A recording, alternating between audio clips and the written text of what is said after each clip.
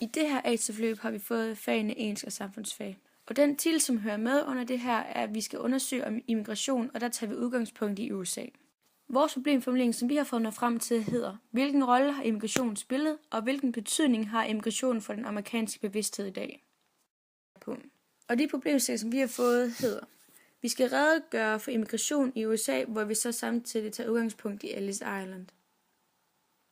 Derefter skal vi sammenligne ud fra nogle interviews, som vi har fået fra amerikanere og immigranter i Amerika, hvor vi så skal finde ud af, hvad deres holdning er omkring immigration. Derefter til sidst skal vi diskutere og vurdere, hvilken indflydelse immigration har på det amerikanske samfund i dag.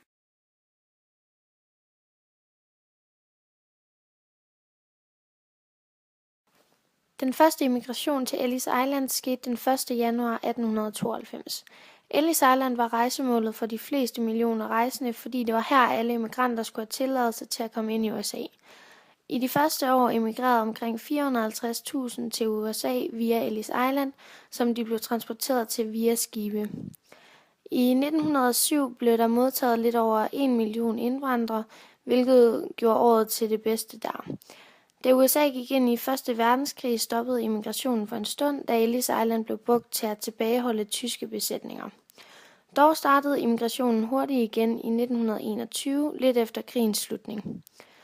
Igen under 2. verdenskrig blev Ellis Island brugt til flygtningecenter, i det man anså flygtninge som ulovlige. Efter 1976 har Ellis Island været destinationen for flere millioner turister.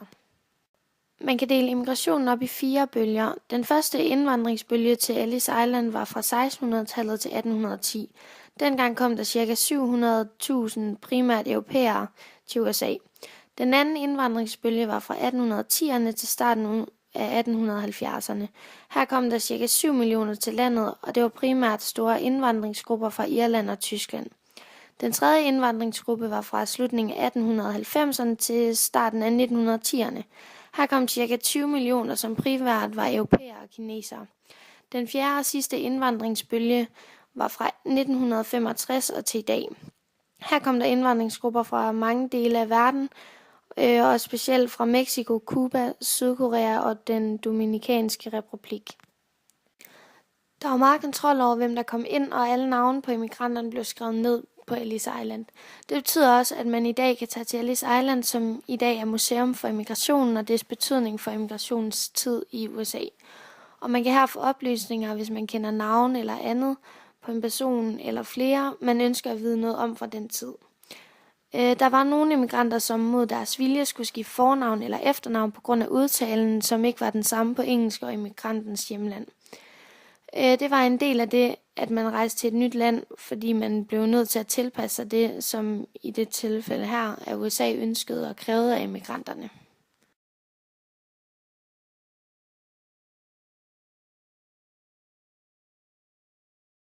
USA er efterhånden blevet et meget multikulturelt samfund, i og med, at det ikke er unormalt at se ikke-amerikanere komme gående på gaden eller i skole. Da vi var med vores amerikanere i skole, var det tydeligt at se, at langt over flertallet af eleverne på skolen var sorte. Altså nogen, hvis tidligere generation er emigreret til USA. Dog lignede de ikke nogen, der følte sig anderledes i forhold til de hvide, og umiddelbart faldt de i god spænd med hinanden.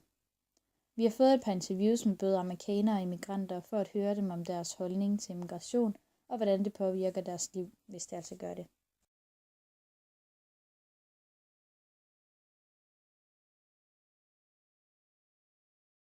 So where are you from and where do you live? I am originally from Cuenca, Ecuador, located in South America. I currently live in Baltimore City, next to a beautiful park. Okay, so how long have you lived here? I lived in the United States since I was 20, about 13 going on 14 years. Okay.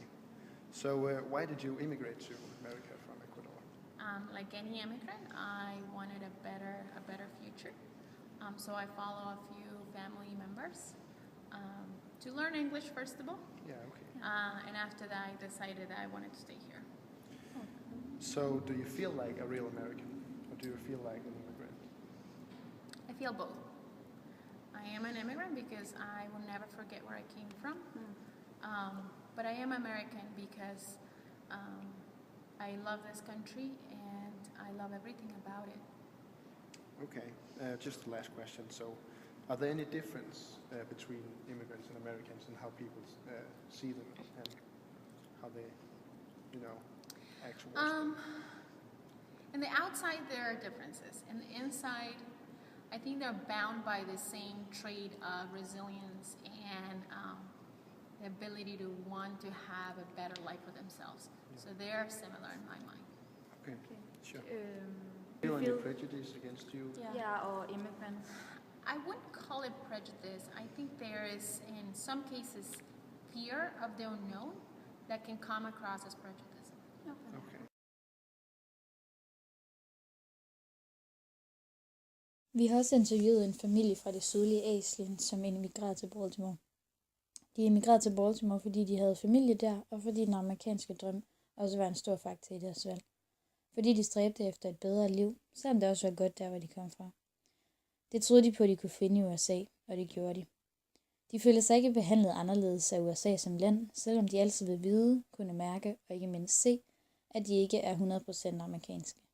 De har boet i Baltimore i 3 årtier efterhånden, og både forældre og børn er glade for at bo der. Det var først, da de kom til USA og oplevede den amerikanske drøm, at det gik op for dem, at de egentlig havde haft det hårdt i deres hjemland.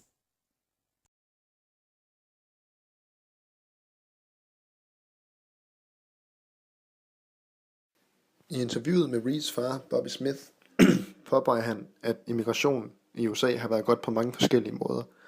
Blandt andet i form af at få blandet de forskellige kulturer, og det giver en bedre livsstil for mange mennesker, og det giver dem bedre mulighed for at skabe et bedre liv. Men han påpeger, at den største udfordring ved immigration er den ulovlige indvandring langs de amerikanske grænser. Det vil i mange tilfælde tage jobs fra almindelige amerikanere, og hans personlige overbevisning er, at folk med gode hjerter og gode intentioner, som er villige til at støtte det land, de lever i, og villige til at bidrage med noget til samfundet, skal modtages med åbne arme. Men samtidig påpeger han, at folk, som lovligt eller ulovligt indvandrer til et land med dårlige hensigter, kan skabe enorme udfordringer for samfundet.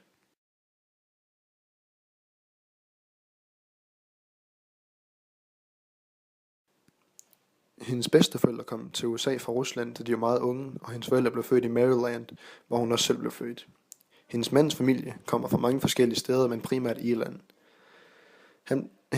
Hans forældre blev født i Texas, og det blev hans mand også. Hun har ikke noget decideret problem med indvandrere, så længe de bare bringer noget med dem af værdi. De skal have færdigheder eller evnen til at lære færdigheder. Hun mener ikke, at nogen bør være her, hvis de bare kommer for at nasse på velfærdssystemet eller noget i den stil. De bør være i stand til at påtage sig et arbejde og sørge for sig selv og deres familie. Hun har aldrig rigtig oplevet nogle direkte fordomme, men hun er sikker på, at det er noget, der er meget reelt i den amerikanske kultur.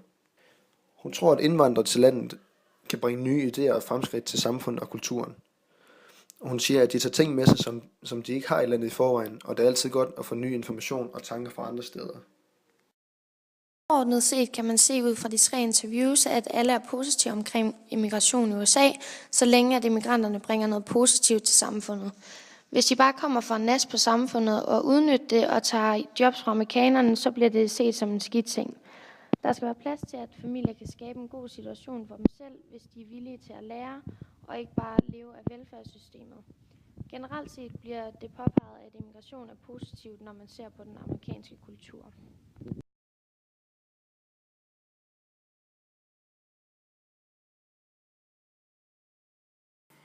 Immigration har haft en stor indflydelse på USA's historie. Landet ville ikke være det samme i dag, hvis de ikke har haft immigration i USA. Michelle Wolf udtaler i et interview, at immigration er en stor del af det at være med til at forme USA's samfund til det, som de har i dag. Hun er glad for, at USA er et land med mange immigranter, for det gjorde nemlig, at hendes familie kunne flygte fra det dårlige liv i det land, som de var i før, og dermed kunne de få et bedre liv i USA. Dette gør også, at USA er blevet et land, som mange tænker på som et land med muligheder og nye oplevelser. Da USA er også forkendt for amerikansk drøm, hvor man vil blive til, hvad man vil, men det gælder bare at arbejde hårdt for det. Melisas mor udtaler også, at vi alle sammen fra starten af var immigranter, så hvorfor skulle alle sammen ikke behandles lige og have de samme rettigheder i samfundet? De immigranter, som er kommet igennem tiden, kommet til USA, er med til at gøre USA mere multikulturelt og gøre USA til det er kendt for i dag. Modsat kan man sige, at immigration ikke er altid godt for landet, da det gør, at der kommer mange uligheder mellem menneskerne i samfundet, da nogle immigranter får de dårlige jobs og ikke får den samme løn, som de indfødte.